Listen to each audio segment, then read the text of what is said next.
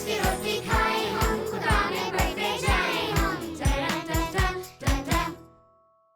Hello दोस्तों, आज हम यूहन्ना 16 बाब और उसकी 33वीं आयत को मिलकर सीखेंगे। तो पहले मैं आपको पूरी आयत सुनाऊंगा और आप ध्यान से सुनेंगे।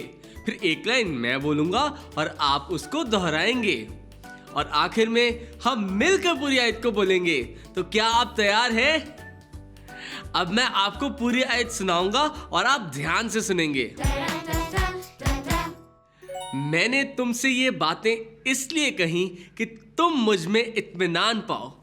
दुनिया में मुसीबत उठाते हो, लेकिन खातिर जमा रखो, मैं दुनिया पर गालिब आया हूँ। यूहन्ना 16 बाब 33 आयत।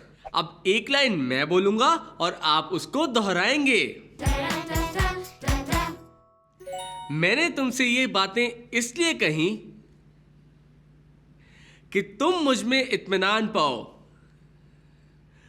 दुनिया में मुसीबत उठाते हो, लेकिन खातिर जमा रखो, मैं दुनिया पर गालिब आया हूं। यूहन्ना 16 बाब 33 आयत।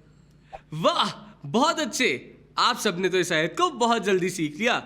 तो क्यों ना हम इस पूरी आयत को मिलकर बोलें। मैंने तुमसे ये बातें इसलिए कही कि तुम मुझ में इत्मीनान पाओ।